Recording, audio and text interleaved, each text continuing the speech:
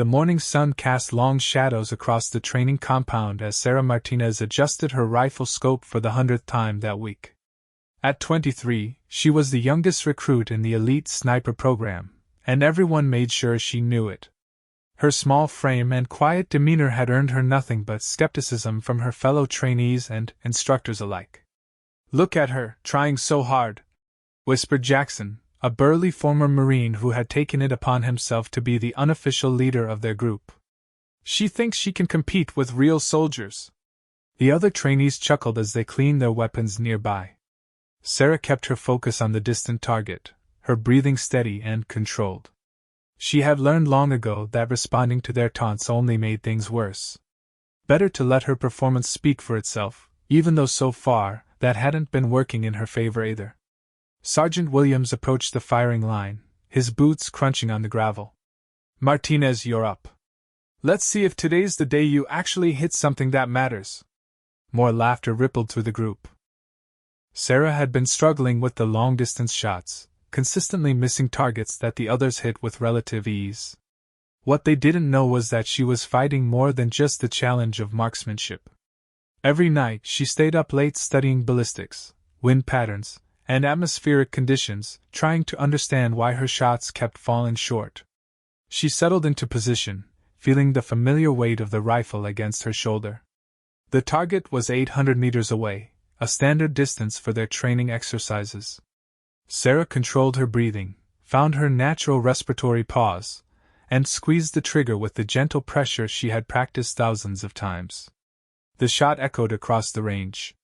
Through her scope, she watched the bullet impact 3 inches low and 2 inches left of center. Another miss, though closer than yesterday. "Better luck next time, Martinez," Jackson called up with obvious satisfaction. "Maybe you should consider a transfer to the kitchen staff." Sarah rose from her position without a word, her jaw clenched tight. She had grown up in a small town in Texas where her father had taught her to shoot when she was barely tall enough to hold a rifle properly. Back then, she could hit a beer can at 300 yards without breaking a sweat. But military precision shooting was a different beast entirely. The training facility buzzed with activity as other units rotated through their exercises. Sarah watched a group of Navy SEALs practicing close-quarters combat drills nearby. Their movements were fluid and coordinated, each member anticipating the other's actions perfectly. She wondered if she would ever find that kind of acceptance and teamwork. During lunch break, Sarah sat alone at a corner table, reviewing her shooting log. She meticulously recorded every shot, noting wind conditions, temperature, humidity, and her own physical state. There had to be a pattern she was missing, some variable she hadn't accounted for. "Mind if I sit?" Sarah looked up to see Lieutenant Commander Hayes, one of the SEAL instructors she had noticed around the base. He was older than most of the operators, probably in his early 40s, with graying temples and intelligent eyes that seemed to take in everything. "Of course, sir," she replied, quickly closing her notebook. Hayes settled across from her with his meal. "I've been watching your progress on the range. You're methodical, I'll give you that." Sarah wasn't sure if that was a compliment or criticism. "I'm working on improving, sir. Your fundamentals are solid," Hayes continued, taking a bite of his sandwich. "Breathing, trigger control, body position. All textbook. But you're thinking too much up there." "Sir?" Hayes leaned forward slightly. "Sniping isn't just about technical perfection. It's about reading the environment, becoming part of it. You're fighting the shot instead of letting it happen naturally." Sarah considered his words carefully. She had been so focused on following every protocol and procedure that perhaps she had lost sight of the intuitive aspects of marksmanship that had come naturally to her as a child. "There's something else," Hayes added quietly. "I've seen your psychological evaluations. You're carrying some weight that's affecting your performance." Sarah's stomach tightened. She hadn't realized her personal struggles were so obvious to her superiors. The truth was, she had joined the military to escape a difficult situation at home. Her younger brother had been killed in a car accident 2 years earlier, and her family had fallen apart in the aftermath. Shooting had always been her escape, her way of finding focus and control when everything else felt chaotic. Everyone deals with loss differently, Hayes continued. But on the battlefield, hesitation kills. You need to find a way to channel that pain into something useful. Before Sarah could respond, the afternoon training whistle blew. Hayes stood and gathered his things. Think about what I said, Martinez. And don't let the noise from your classmates get to you. Some of the best operators I've known were underestimated early on. The afternoon session focused on field craft and camouflage techniques. Sarah excelled at these exercises, her small size allowing her to disappear into terrain that challenged the larger trainees. She could remain motionless for hours, observing and cataloging details that others missed. At least she's good at hiding, Jackson muttered as they prepared to move to a new position. Maybe she can hide from combat too. Sarah ignored him, but his words stung more than she cared to admit. She had joined the sniper program because she believed in the precision and skill it required. Snipers weren't just shooters, they were intelligence gatherers, force multipliers who could change the course of a mission with a single well-placed shot. As evening approached, Sarah requested permission to use the range for additional practice. The facility was nearly empty, with only a skeleton crew of guards and maintenance personnel remaining. She preferred these quiet hours when she could work without an audience. Setting up at the 800-meter line, Sarah tried to implement Hayes's advice about becoming one with the environment. Instead of fighting against the variables, she attempted to read them like a language. The wind was inconsistent, gusting from the southwest at 8 to 12 miles per hour. The temperature had dropped 5 degrees since the afternoon, which would affect the bullet's trajectory slightly. She settled into her prone position and tried to quiet the internal chatter that usually filled her mind during shooting. Instead of thinking about technique, she focused on feeling the rhythm of the range. The subtle shift of wind across her face, the settling of the earth beneath her body, the natural pause between heartbeats. Her first shot felt different the moment she squeezed the trigger. The rifle seemed to fire itself, the shot breaking cleanly without the usual internal struggle. Through her scope, she watched the bullet impact just outside the bullseye, the closest she had come all week.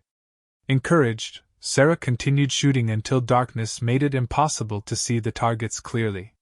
She had fired 30 rounds, and more than half had been solid hits. Something was beginning to click. Walking back to the barracks, Sarah felt a glimmer of hope for the first time since arriving at the training facility. She still had a long way to go, and her classmates' attitudes weren't likely to change overnight. But Hayes's advice had opened a door she hadn't known existed. In her bunk that night, Sarah wrote in her journal about the breakthroughs she had experienced. She had always been analytical by nature, but perhaps that very trait had been holding her back. The best shooters she had read about described a state of flow, where conscious thought gave way to pure instinct and muscle memory. The next morning brought new challenges. Their instructor announced a field exercise that would combine all the skills they had learned so far. They would be divided into 2-person teams and given a series of tactical scenarios to complete over the next 3 days. Martinez, Sergeant Williams called out as he read from his list. You're with Rodriguez. Marcus Rodriguez was one of the few trainees who hadn't actively participated in the mockery directed at Sarah. He was a solid shooter, though not exceptional, and he approached his training with quiet professionalism. Sarah was grateful not to be paired with Jackson or one of his followers. Looks like I got the weak link, Rodriguez said under his breath as they gathered their gear, but there was no malice in his voice. Let's see if we can make this work. Their first scenario involved a simulated hostage rescue situation. Sarah and Rodriguez were tasked with providing overwatch while other teams executed the primary assault. They had to identify targets, eliminate specific threats, and avoid civilian casualties, all while maintaining communication with the assault team. The exercise took place in a mock urban environment complete with buildings, vehicles, and mannequins representing both hostiles and civilians. Sarah and Rodriguez established their position on a rooftop overlooking the target building, approximately 600 meters away. I'll take the primary shots, Rodriguez announced as they set up. You spot for me and handle communications. Sarah wanted to protest, but she understood the logic. Rodriguez was the more consistent shooter between them, and the success of the mission took precedence over her personal desire to prove herself. Through her spotting scope, Sarah began identifying targets and assessing the tactical situation. She noticed movement in a third-floor window that Rodriguez had missed, a mannequin positioned to represent a sniper threat to the assault team. "Contact, third floor, northwest corner window," she called out quietly. "Approximately 570 meters, elevation 15 degrees above horizontal." Rodriguez adjusted his position and acquired the target. "I see it. Good eyes." The exercise unfolded over the next hour with various phases and complications. Sarah's ability to spot targets and read the tactical situation proved invaluable, even if she wasn't taking the shots herself. She identified 7 potential threats that Rodriguez engaged successfully, and her communications helped coordinate the overall mission. When the exercise concluded, their team received high marks for tactical awareness and execution. It was the first time Sarah had felt like a contributing member of a military unit rather than a burden to be tolerated. "Not bad, Martinez," Rodriguez said as they cleaned their weapons afterward. "You've got good instincts for this stuff." The compliment meant more to Sarah than Rodriguez probably realized. For the first time since arriving at the training facility, someone had acknowledged her potential rather than focusing on her weaknesses. That evening, Lieutenant Commander Hayes approached her again during dinner. "I heard about today's exercise. Good work." "Thank you, sir. I was just doing my job." "No, it was more than that. You read the battlefield like you'd been doing it for years. That's not something that can be taught." Hayes paused, seeming to consider his next words carefully. "There's something I want to discuss with you, but not here. Meet me at the range after evening chow. Come alone." Sarah spent the rest of dinner wondering what Hayes wanted to discuss. She had learned enough about military culture to know that private conversations with senior officers could go in many different directions, not all of them positive. The range was deserted when she arrived at the designated time. Hayes was waiting near the firing line, silhouetted against the setting sun. He had changed from his uniform into civilian clothes, which seemed unusual for an on-base meeting. "Martinez, what I'm about to tell you doesn't leave this range. Understood?" "Yes, sir." Hayes gestured for her to sit on one of the benches used by shooters during competitions. "Your file makes for interesting reading. Top of your class in academics, exceptional scores in psychological evaluation, natural aptitude for observation and analysis. But your shooting scores tell a different story." Sarah waited for him to continue, unsure where this conversation was heading. "I think you're holding yourself back," Hayes said. "And I think I know why. You're not just trying to become a good sniper. You're trying to prove something to everyone who's ever doubted you." The observation hit closer to home than Sarah was comfortable with.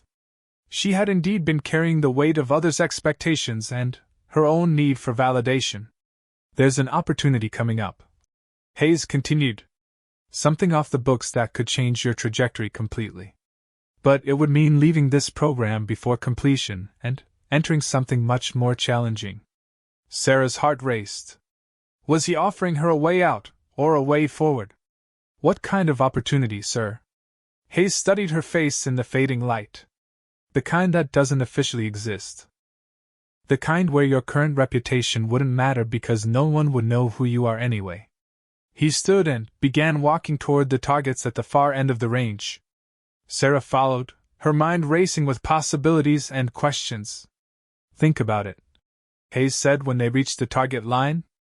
"But don't take too long. Some opportunities don't wait for people to be ready." As they walked back toward the main facility, Sarah felt as though she stood at a crossroads.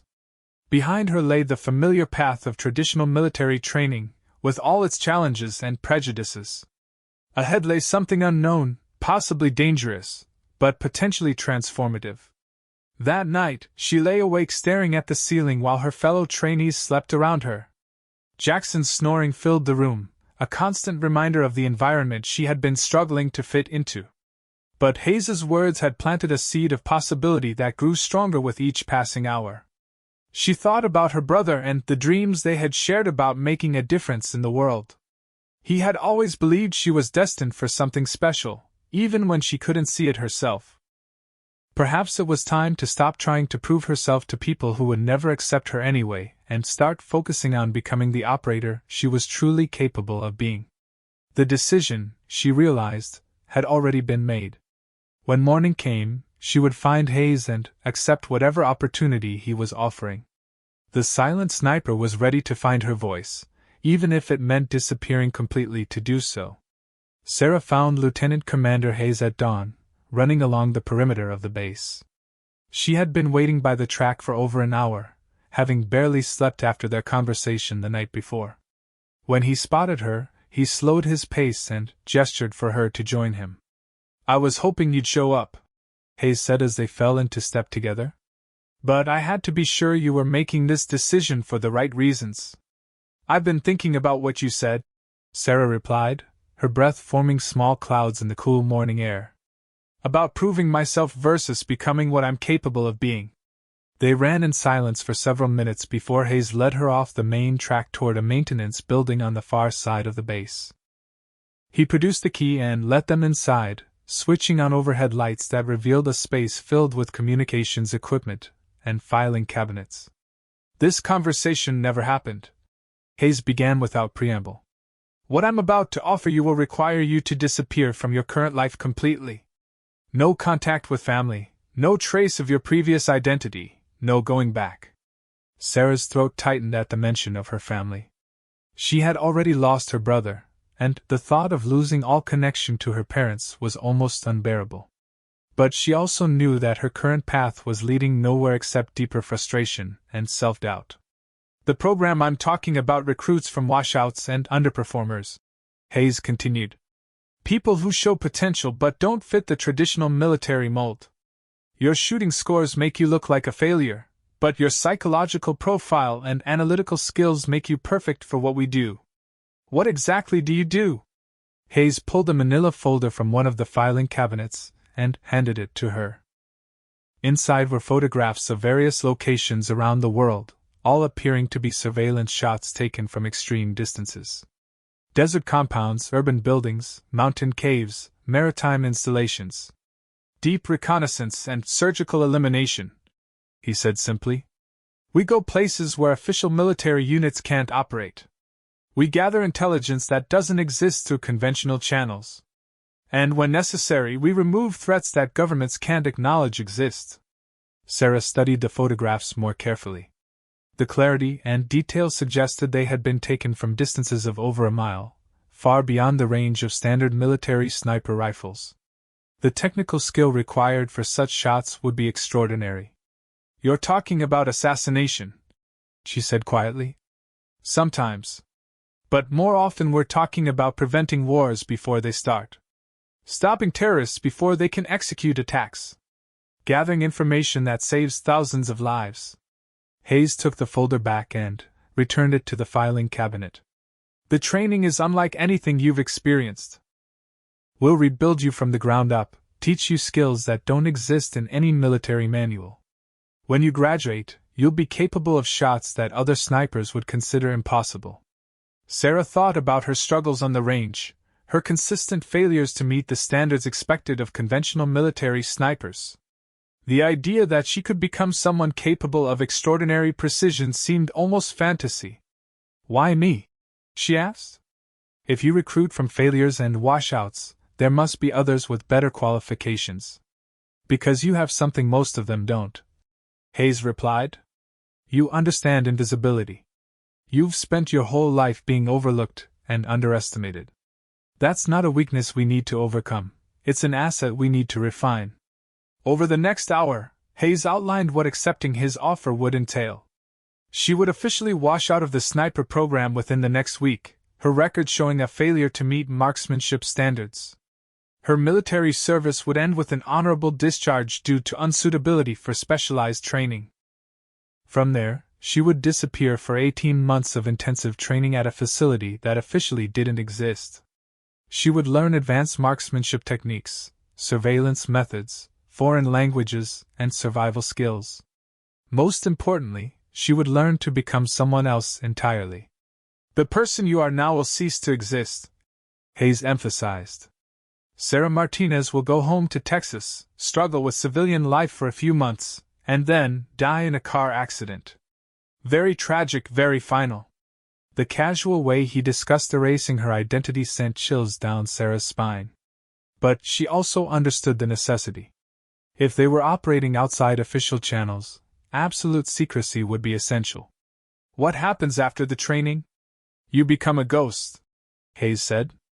You'll have a new identity, complete with a fabricated history that will stand up to any investigation. You'll operate under various cover identities as missions require. And you'll have capabilities that will make your current struggle seem like ancient history. Sarah asked about the other operatives in the program, but Hayes was vague in his responses. She gathered that it was a small organization, probably fewer than 50 active operators worldwide. They worked alone or in very small teams, often spending months or even years establishing cover identities before executing their missions. I need to know now, Hayes said as their meeting drew to a close. This window won't stay open long, and once we move forward, there's no changing your mind.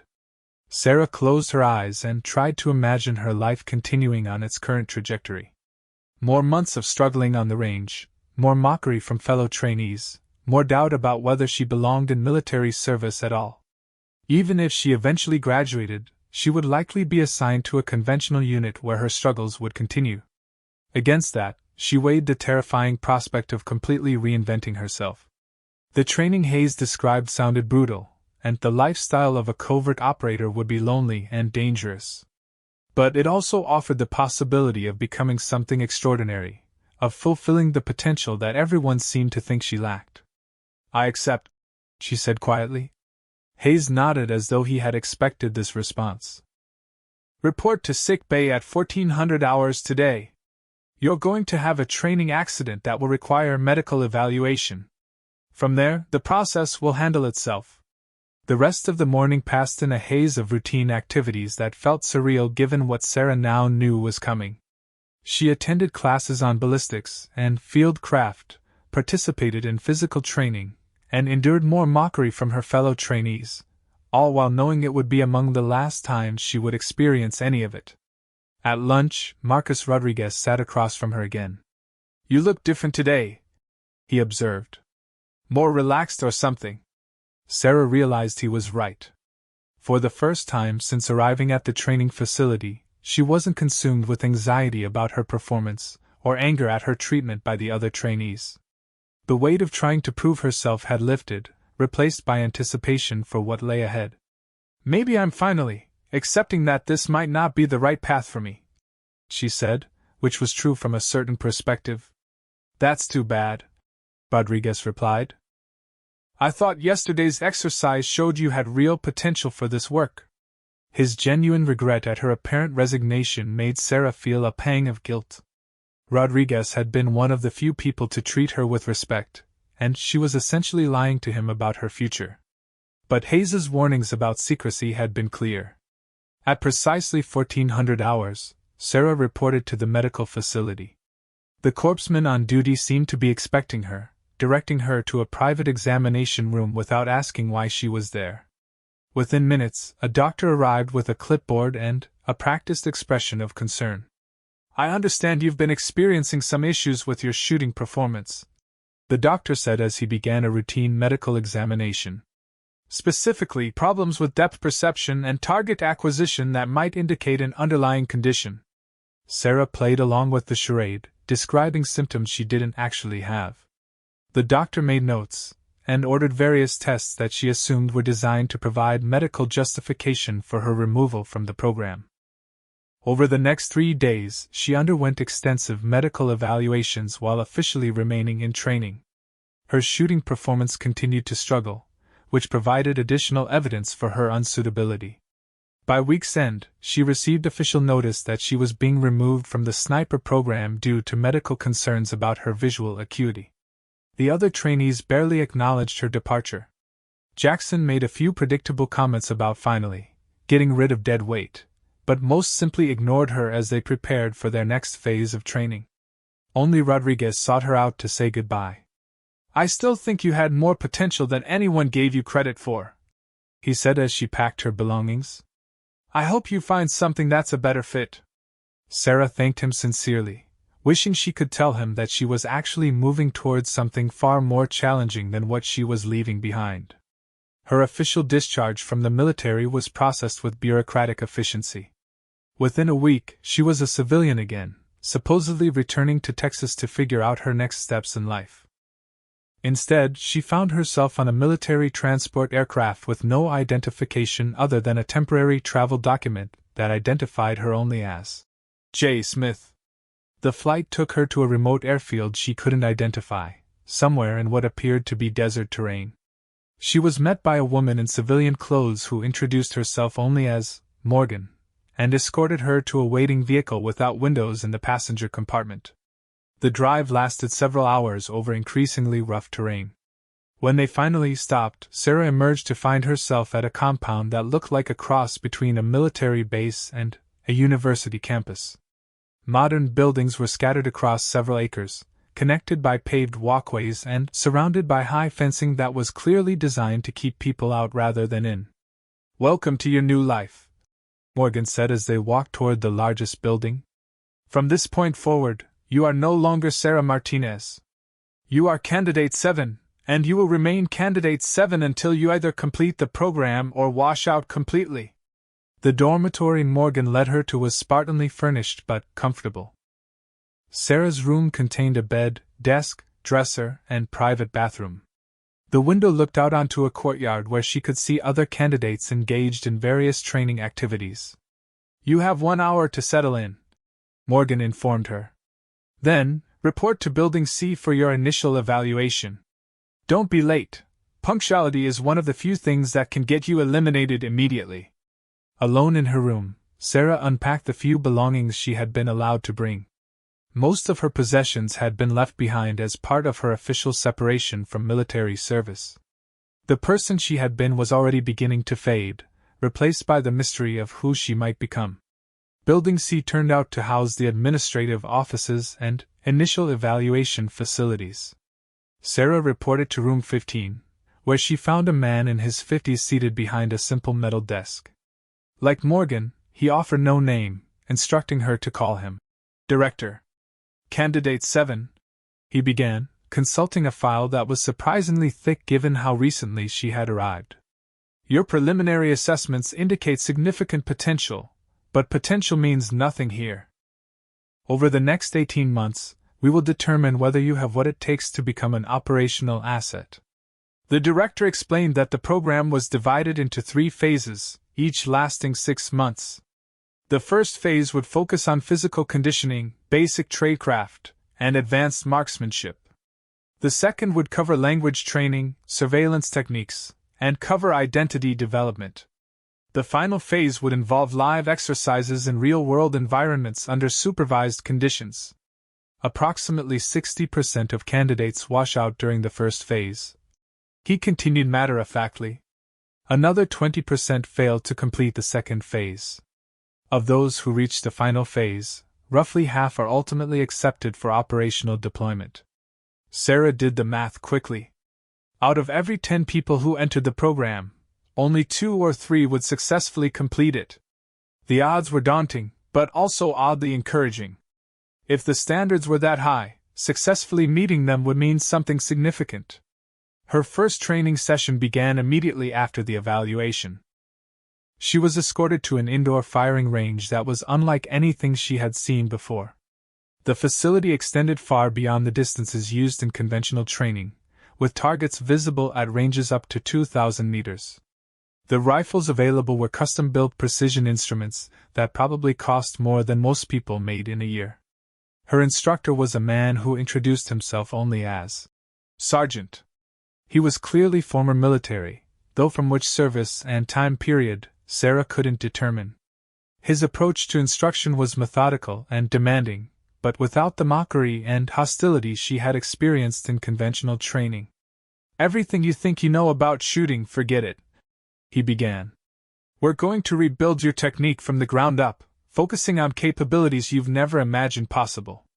The first lesson involved learning to read environmental conditions with extraordinary precision. Sarah learned to estimate wind speed and direction using dozens of subtle indicators, from the movement of grass and leaves to the behavior of insects and birds. Temperature variations, humidity levels, barometric pressure, even the time of day could affect bullet trajectory at extreme ranges. At 800 meters, a 2-mile-per-hour wind error will cause a 6-inch miss, Sargent explained. At 2,000 meters, that same error becomes a 2-foot miss. There's no margin for guesswork at the distances you'll be operating. Sarah's first shots at extended range were humbling. Even with perfect environmental readings and carefully calculated adjustments, her bullets consistently fell short of their targets. But rather than expressing frustration or disappointment, Sargent treated each miss as valuable data. "Your technique is sound, but you're not trusting the equipment," he observed after Sarah's 10th consecutive miss at 1,500 meters. "You're making subconscious adjustments based on your experience with conventional rifles. These weapons operate by different rules." Over the following weeks, Sarah gradually adapted to the capabilities of her new equipment. The rifles were marvels of precision engineering, capable of accuracy that seemed almost supernatural. But they required absolute faith in the mathematics of ballistics and environmental compensation. More challenging than the technical aspects was the mental conditioning. Sarah learned that successful long-range shooting at extreme distances required a meditative state where conscious thought gave way to pure instinct. She spent hours practicing breathing techniques and mental visualization exercises designed to achieve this state of flow. "Shooting is the easy part," Sargent told her during one of their sessions. "The hard part is everything that comes before and after the shot. Getting into position undetected, maintaining concealment for hours or days, and most importantly, living with the consequences of your actions." This last point became a recurring theme in her training. Unlike conventional military snipers, who operated as part of larger units with clear command structures and rules of engagement, covert operatives often worked alone and had to make life and death decisions without supervision. Sarah's fellow candidates were a diverse group representing various military backgrounds and skill sets. She quickly learned that discussing their previous lives was discouraged, so she knew them only by their candidate numbers and observable characteristics. Candidate 3 was clearly former Special Forces, based on his tactical knowledge and physical conditioning. Candidate 12 had a background in intelligence analysis, evidenced by her ability to spot patterns and inconsistencies that others missed. What they all shared was a history of being undervalued or misunderstood in conventional military roles. Like Sarah, they had shown potential that didn't fit standard molds, leading to frustration and sometimes failure in traditional settings. The physical demands of training were brutal. Beyond the marksmanship requirements, candidates had to master urban and rural surveillance techniques, advanced escape and evasion methods, and basic medical skills. They learned to move through populated areas without being noticed, to establish and maintain cover identities, and to operate sophisticated electronic equipment. Language training was particularly intense. Sarah was assigned to learn Mandarin Chinese and Arabic, languages that required her to completely restructure how she thought about communication. The instructors demanded not just fluency, but the ability to speak with regional accents and cultural knowledge that would pass close inspection by native speakers.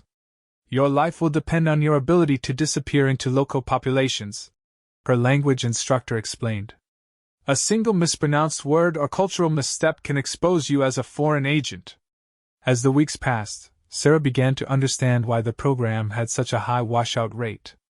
The demands were relentless, requiring not just technical skill but extraordinary mental resilience.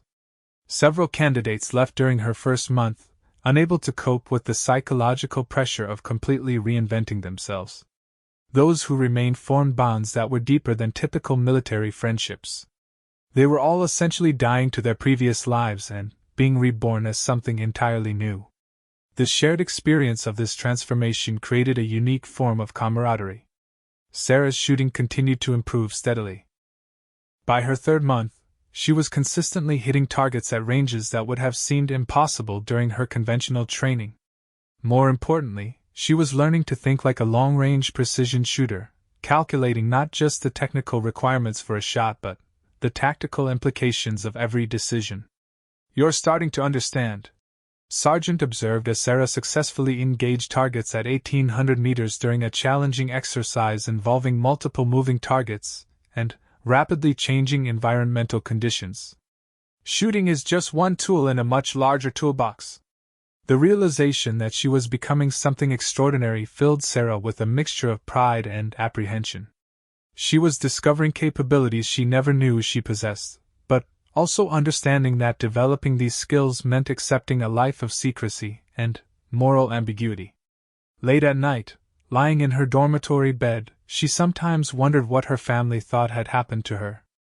According to her official records, she had returned home after washing out of military training and was presumably struggling to find her place in civilian life.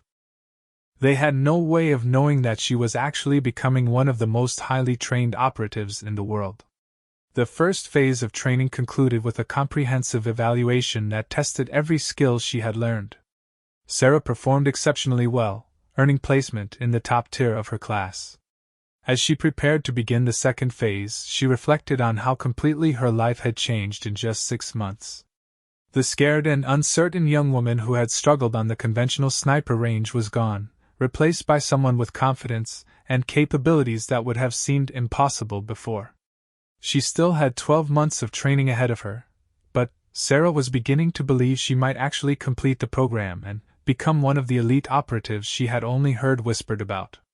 The silent sniper was finding her voice, even as she learned to speak in languages that would allow her to disappear completely. The second phase of training began with Sarah's introduction to her new identity. She sat across from Director in the same sterile office where her evaluation had taken place 6 months earlier, but the woman looking back at him was fundamentally different. Her posture exuded confidence, her eyes held a steady focus that spoke of hard-won competence, and her hands showed the calluses of countless hours perfecting her craft. "Congratulations on completing Phase 1, Candidate 7, Director said, opening a new file on his desk. "Your performance has been exemplary. You're ready to learn who you're going to become." He slid a thick dossier across the desk. On the cover was a photograph that looked remarkably like Sarah, but with subtle differences in hair color, eye color, and facial structure. The name beneath read, "Elena Vasquez, age 26, born in Barcelona, Spain. This is your primary operational identity," Director explained as Sarah examined the documents. "Elena is a freelance photographer specializing in conflict zones and remote locations. Her background provides perfect cover for traveling to sensitive areas and carrying sophisticated optical equipment." Sarah studied Elena's fabricated history with fascination. The identity was incredibly detailed, complete with educational records from the University of Barcelona, a portfolio of published photography work, and a social media presence dating back several years. Bank records, tax filings, rental agreements, even medical records had been carefully constructed to create a life that never actually happened. "How is this possible?" Sarah asked, flipping through passport stamps from dozens of countries. "Some of these entries are from before I even entered the program." "Elena has been under development for 3 years," Director replied. "We create these identities in anticipation of need, building their histories in real time so they'll be completely authentic when activated. Several operatives have been discreetly photographed wearing Elena's face to establish her presence in various locations." The concept was staggering. Sarah realized she wasn't just assuming a false identity, she was stepping into a life that had been carefully constructed by teams of specialists over years of preparation. "Your first assignment will be learning to become Elena completely," Director continued. "Language patterns, cultural references, personal preferences, even subconscious mannerisms. By the time you deploy operationally, you must be able to pass scrutiny from people who might have known the real Elena, even though she never actually existed." The next several months immersed Sarah in an intensive process of identity absorption. She worked with specialists who taught her to speak English with Elena's slight Spanish accent, to reference cultural touchstones from Barcelona's neighborhoods, and to discuss photography techniques with the expertise Elena would have developed over years of professional work. More challenging was learning to think like Elena. Sarah practiced improvising responses to unexpected questions about Elena's supposed past, developing automatic reactions that would emerge naturally under pressure. She learned to prefer certain foods Elena would have grown up eating, to unconsciously reference Spanish phrases when stressed, and to display the artistic sensibilities Elena would have developed. Her photography training was comprehensive and genuine. Sarah discovered she had a natural eye for composition and an intuitive understanding of how to use cameras and lenses to document her environment. What her instructors didn't initially emphasize was how photography skills would translate directly to reconnaissance and surveillance work. Elena's camera equipment will include optical systems far beyond anything available commercially, her photography instructor explained during one of their sessions. High-powered telephoto lenses that can capture usable images from several miles away, low-light capabilities that rival military night vision, and cameras that can record data beyond the visible spectrum. Sarah began to understand how Elena's cover identity would provide perfect justification for activities that would otherwise appear suspicious. A photographer could legitimately carry advanced optical equipment, travel to remote or dangerous locations, and observe targets for extended periods without attracting attention. Her language training expanded beyond Mandarin and Arabic to include native-level Spanish and working knowledge of Portuguese, French, and Russian. Each language came with cultural immersion that taught her not just vocabulary and grammar, but patterns of thought and expression that would make her accent and mannerisms authentic. Language is more than words, her Spanish instructor emphasized. Elena grew up in Barcelona during specific historical periods. She would have memories of certain political events, cultural trends, and social changes. Your Spanish must reflect not just the language, but the experiences that shaped how Elena learned to speak it. Physical training continued to be demanding, but shifted focus towards skills Elena would need in the field. Sarah learned advanced driving techniques that would allow her to handle vehicles in high-stress situations while maintaining her photographer cover. She mastered urban surveillance methods that involved using photography as legitimate reason to observe targets and locations. Close-quarters combat training was disguised as self-defense instruction appropriate for a woman traveling alone in dangerous areas. Sarah learned to defend herself with improvised weapons that a photographer might realistically carry, and to disable opponents quickly and quietly without leaving evidence of formal military training. Her marksmanship training reached levels that defied conventional understanding. Using rifles disguised as photographic equipment, Sarah learned to make precision shots at ranges exceeding 2,000 meters while maintaining complete concealment. The weapons were marvels of engineering, breaking down into components that appeared to be telephoto lenses and camera bodies. Your longest operational shot may be from over a mile away, Sargent explained during one of their sessions at an outdoor range that stretched across several miles of desert terrain. At that distance, you're not just shooting at a target, you're calculating atmospheric conditions, Earth rotation, and ballistic variables that change minute by minute. Sarah's ability to make such shots consistently amazed even her instructors. She had developed an almost supernatural feel for reading environmental conditions and making the mathematical calculations required for extreme long-range precision. More importantly, she had learned to maintain the meditative state required for such shots while under operational stress. Some people are born with natural shooting ability, Sargent observed as Sarah successfully engaged a target at 2,200 meters during a challenging night exercise. But what you've developed goes beyond natural talent. You've become a precision instrument yourself. Intelligence training formed a major component of Phase 2.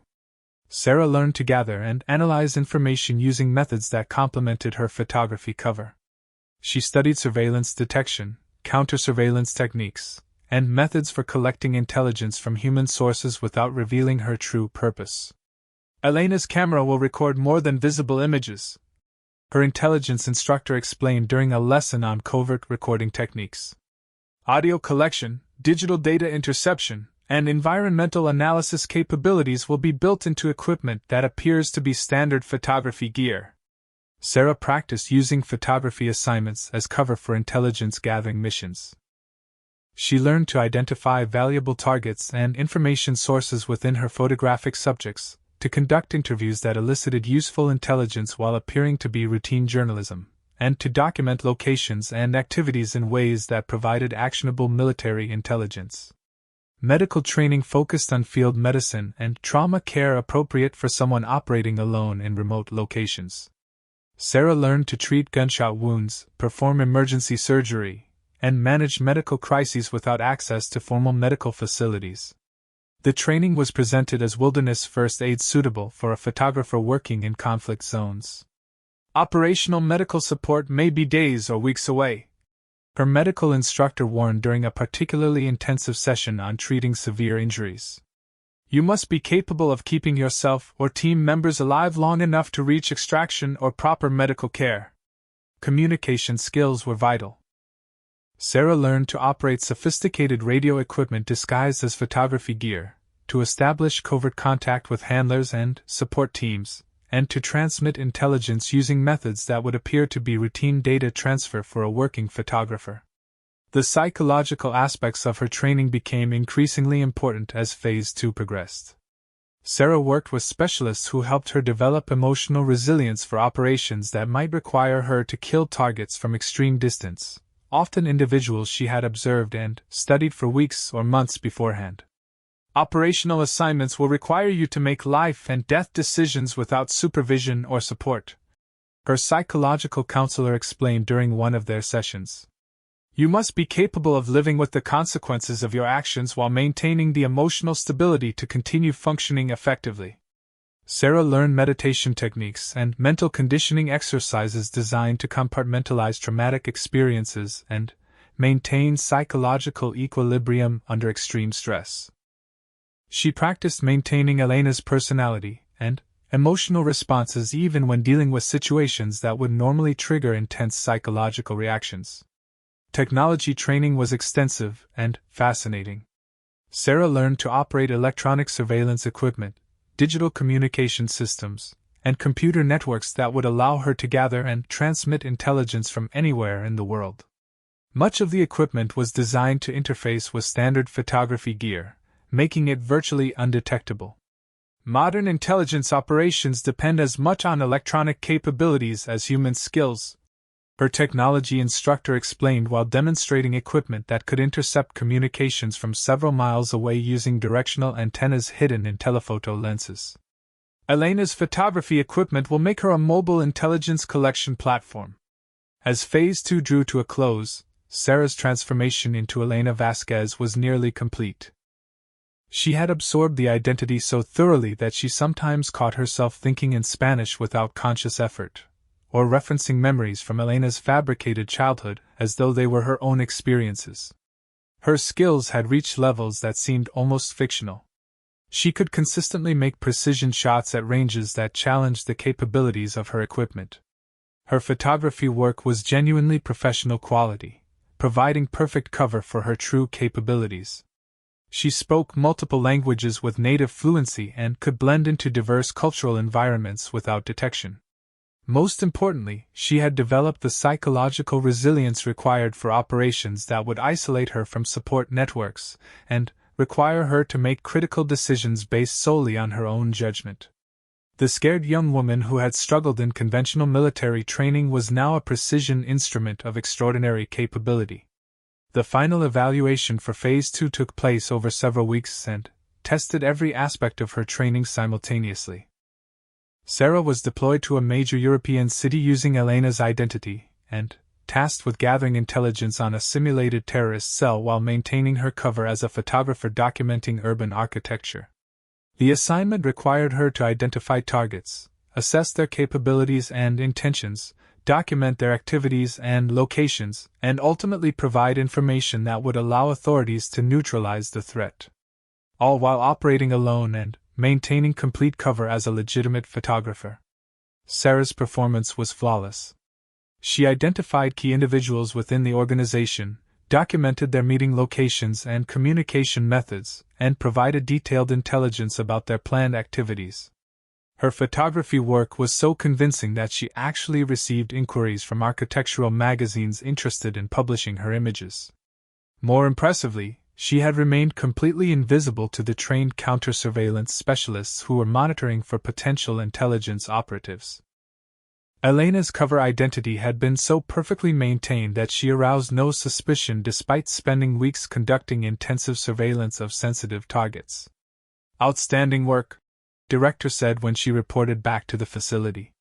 "Your performance exceeded expectations in every category. You're ready for Phase 3. As Sarah prepared for the final stage of her training, she reflected on the incredible journey that had brought her to this point. 18 months earlier, she had been a struggling military recruit facing probable failure and discharge. Now she possessed skills and capabilities that ranked her among the most elite operatives in the world. But Phase 3 would present challenges that would test everything she had learned. Unlike the controlled environment of the training facility, the final phase would take place in real-world operational environments where mistakes could have fatal consequences. She would be operating without safety nets, making decisions that could affect international security, and using her skills in situations where the stakes were genuinely life and death. The silent sniper had found her voice and learned to speak in many languages. Soon she would discover whether she had the courage to use that voice when lives depended on her precision and judgment. The helicopter carrying Sarah to her first operational assignment flew low over mountainous terrain, its rotors chopping through thin air at an altitude that made her ears pop. She sat in the passenger compartment wearing Elena Vasquez's identity like a second skin, her photography equipment carefully arranged in professional cases that concealed some of the most advanced surveillance and precision shooting equipment ever developed. "Your objective is in a compound approximately 8 kilometers from the landing zone," the mission briefer shouted over the engine noise, pointing to satellite images spread across a small table. "Intelligence indicates a high-value target will be present for a 3-day window beginning tomorrow. Your job is to confirm identity, document activities, and eliminate if the situation presents itself." Sarah studied the photographs with Elena's trained eye for composition and technical detail. The compound sat in a valley surrounded by rocky hills that would provide excellent concealment for long-range observation and shooting. The terrain reminded her of the advanced training ranges where she had perfected her skills, but the knowledge that real lives hung in the balance made her stomach tight with anticipation. "Weather conditions are expected to be challenging," the briefer continued. "High winds, temperature fluctuations, and possible precipitation. You'll be operating alone with no backup support. Communications will be limited to scheduled check-ins every 12 hours. The helicopter began its descent toward a landing zone that appeared to be nothing more than a flat spot among countless others in the rugged landscape. As they touched down, Sarah gathered her equipment and prepared to step into her first real-world assignment as an operational asset. "Remember," the briefer called out as she moved toward the helicopter door, "Elena Vasquez is documenting remote architectural sites for an international magazine. If compromised, that cover story must hold up to intensive scrutiny." The aircraft lifted off moments after Sarah and her equipment reached the ground, leaving her alone in a vast wilderness with only her training and Elena's fabricated identity for protection. She stood motionless for several minutes, allowing her senses to adjust to the environment and assessing the terrain that would be her home for the next several days. Using her GPS coordinates and topographic maps, Sarah began moving toward the observation position she had selected based on satellite imagery. The route required careful navigation through rocky terrain that would provide concealment but also presented numerous obstacles for someone carrying delicate equipment. Her photography gears served dual purposes as she moved through the landscape. Telephoto lenses allowed her to scout ahead for potential threats or obstacles, while her cameras documented her route for later analysis. To any observer, she would appear to be exactly what Elena claimed to be, a photographer capturing images of remote geological formations. The observation position she had selected was a rocky outcropping approximately 2,000 meters from the target compound, with clear lines of sight and multiple escape routes. Sarah spent several hours preparing the hide site, carefully arranging camouflage and concealment that would allow her to remain undetected for extended periods. Her rifle, when assembled from components hidden within her photography equipment, was a marvel of precision engineering. The weapon was capable of accuracy that defied conventional understanding, with an effective range that exceeded 3,000 meters under optimal conditions. More importantly, when disassembled, it was completely indistinguishable from professional photography gear. As darkness fell, Sarah settled into her observation position and began the patient work of intelligence gathering. Through her high-powered scopes, she could see activity within the compound as guards rotated positions and lights moved between buildings. Her cameras captured everything in detail that would allow later analysis of security procedures and personnel. The first 24 hours passed without sight of her primary target. Sarah maintained her position with the patience her training had developed, documenting routine activities and building a comprehensive picture of the compound's operations. She ate cold rations, stayed hydrated from water bottles that appeared to be standard photographer equipment, and managed her bodily functions with the discipline of someone trained for extended solo operations. Elena's cover story required her to actually practice photography, so Sarah spent daylight hours capturing genuine images of the surrounding landscape. Her artistic eye, developed during months of training, produced work that would satisfy any editor who might later examine her supposed assignment. The images also served as perfect cover for her intelligence-gathering activities. Communication with her handlers followed the prescribed schedule. Using equipment disguised as a satellite phone for remote photography uploads, Sarah transmitted coded reports that updated her mission controllers on the situation without revealing sensitive information to potential interceptors. "Target has not appeared," she reported during her second scheduled check-in. "Compound security patterns are consistent with preliminary intelligence. Weather conditions optimal for long-range engagement if opportunity presents." The response came back as a text message that would appear to be routine communication from a magazine editor. "Continued documentation as planned. Additional subjects may arrive for special event. Maintain position until further notice." Sarah understood the coded language immediately. Intelligence suggested that additional high-value targets might be arriving for a meeting or gathering of some kind. Her mission parameters had expanded beyond a single target to potentially include multiple individuals whose elimination could significantly disrupt enemy operations. On her third day in position, Sarah observed increased activity within the compound as several vehicles arrived carrying what appeared to be important visitors. Through her telephoto lenses, she began documenting the new arrivals, using facial recognition techniques to identify individuals against intelligence databases uploaded to her equipment. The primary target arrived late in the afternoon, traveling in an armored vehicle with substantial security escort. Sarah's heart rate increased as she confirmed identity through multiple photographs and visual confirmation against intelligence files. After months of training with simulated targets, she was finally observing a real enemy operative whose death would genuinely impact international security. "Primary target confirmed on site," she reported during her evening communication window. "Multiple additional subjects present for apparent gathering or meeting. Request guidance on engagement parameters." The response was swift and unambiguous. "Eliminate primary target when opportunity permits. Document but do not engage secondary targets unless directly threatened. Extraction coordinates will be transmitted after mission completion." Sarah spent the night preparing for what would likely be her first operational kill. She reviewed environmental conditions, calculated ballistic solutions for multiple potential scenarios, and mentally rehearsed the sequence of actions required for a successful engagement followed by rapid escape. The psychological preparation was as important as the technical aspects. Sarah used meditation techniques learned during training to achieve the emotional state required for taking a life from extreme distance.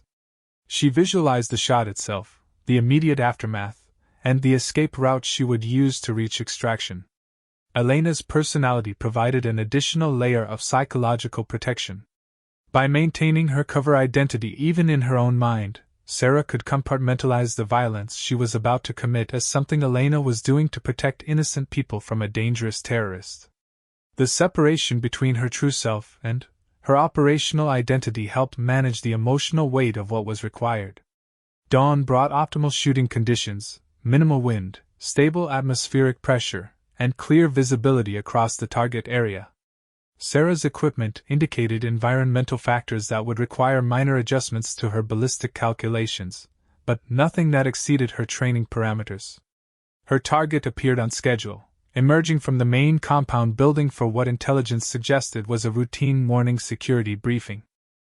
Sarah had studied his patterns for 3 days and knew he would spend approximately 15 minutes in the open courtyard before returning inside. The distance to target was 2,847 meters according to her laser rangefinder. Environmental conditions required compensation for a 8-mile-per-hour crosswind and temperature differential between her position and the target area. Sarah made the necessary adjustments to her scope and settled into the shooting position she had practiced thousands of times. Her breathing settled into the controlled rhythm that preceded every precision shot. Sarah found her natural respiratory pause and began the final sequence that would end a human life from nearly 2 miles away. Her finger took up slack in the trigger as she aligned her crosshairs with mathematical precision. The shot broke with the clean surprise that marked perfect trigger control. Sarah maintained her sight picture long enough to observe bullet impact before beginning immediate action to clear the area. Through her scope, she confirmed target elimination with the clinical detachment her training had developed. The compound erupted into chaos as security personnel responded to the attack. Sarah was already disassembling her rifle and packing her equipment with the swift efficiency of someone who had rehearsed these actions until they were automatic reflexes. Within minutes, her sniper rifle had disappeared back into innocent photography gear. Moving quickly but carefully through terrain that would conceal her withdrawal, Sarah began the trek toward extraction coordinates that appeared on her GPS as waypoints for a photography expedition. Her heart pounded with adrenaline, but her mind remained focused on the immediate requirements for escape and evasion. The extraction helicopter was waiting at the designated coordinates when Sarah arrived 6 hours later. She climbed aboard with relief, knowing her first operational mission had been completed successfully. As they lifted off and began the flight back to civilization, Sarah reflected on the profound transition she had just experienced. The scared young woman who had washed out of conventional military training was completely gone, replaced by an operational asset capable of eliminating threats from distances that challenged the limits of human skill and technology. But more than her technical capabilities, Sarah had discovered psychological reserves that allowed her to function effectively under the ultimate pressure of life and death decision-making. "Outstanding work," the mission debrief officer told her when they returned to the facility. "Clean elimination, perfect operational security, zero compromise of cover identity. You're ready for full operational status." Over the following weeks, Sarah received additional assignments that tested different aspects of her training. She eliminated targets in urban environments using equipment concealed in tourist photography gear. She gathered intelligence from hostile territories while maintaining perfect cover as a freelance journalist. She worked with other operatives on complex missions requiring coordination and tactical precision. Each assignment built confidence in abilities that had once seemed impossible. Sarah discovered she could make shots under conditions that would challenge military snipers with decades of experience. More importantly, she could maintain Elena's cover identity under scrutiny that would expose most intelligence operatives. Her reputation within the organization grew quietly but steadily. Senior operatives began requesting her for assignments requiring the unique combination of extreme precision shooting and deep cover capability that she had mastered. Mission controllers knew they could deploy Elena anywhere in the world with confidence that she would complete her objectives while remaining completely invisible to enemy counterintelligence. The transformation was complete when Sarah received her operational designation, Ghost. The code name reflected her ability to appear and disappear without trace, to eliminate targets from impossible distances, and to operate in hostile territory without ever revealing her true nature or capabilities. 6 months into her operational career, Ghost received an assignment that would bring her full circle with her origins as a struggling military trainee. Intelligence had identified a terrorist training facility where enemy operatives were developing advanced sniper capabilities for attacks against Western targets. The facility was located in mountainous terrain similar to where she had conducted her first operational mission, but the intelligence picture was more complex. Rather than a single high-value target, the compound contained multiple instructors and trainees who represented a significant threat if allowed to complete their training and deploy operationally. This requires surgical precision, her mission briefer explained. Eliminate the instructors while avoiding civilian casualties among local populations. The facility is located near inhabited areas, so collateral damage is unacceptable. Ghost studied satellite imagery and intelligence reports with professional detachment, calculating shooting positions, escape routes, and environmental factors that would affect her mission. But beneath Elena's analytical calm, Sarah felt a quiet satisfaction at the symmetry of using skills developed through her own sniper training to eliminate enemy snipers before they could threaten innocent lives. The mission required 2 weeks of observation and multiple precision engagements from ranges exceeding 3,000 meters. Ghost eliminated 7 enemy instructors and disrupted training operations so completely that the facility was abandoned within days of her mission conclusion. More importantly, she had operated in one of the most challenging environments possible while maintaining perfect operational security. Enemy forces never detected her presence, local populations remained unaware that combat operations had occurred in their area, and intelligence services monitoring the region found no evidence of foreign operative involvement. When Ghost returned from this assignment, she was summoned to a meeting with senior leadership she had never encountered before.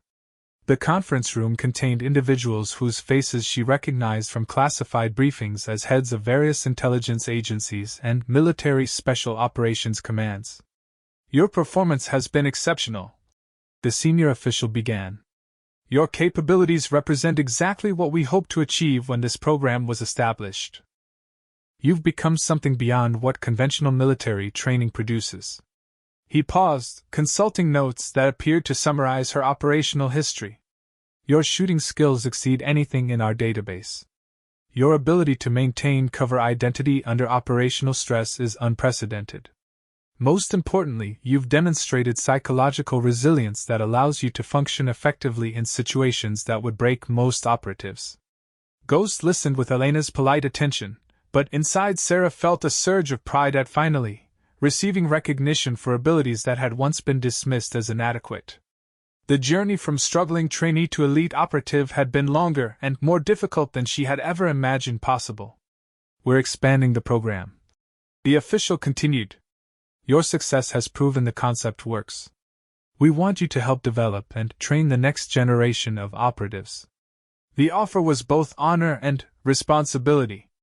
Ghost would remain operational, but would also serve as instructor and mentor for candidates entering the program she had completed.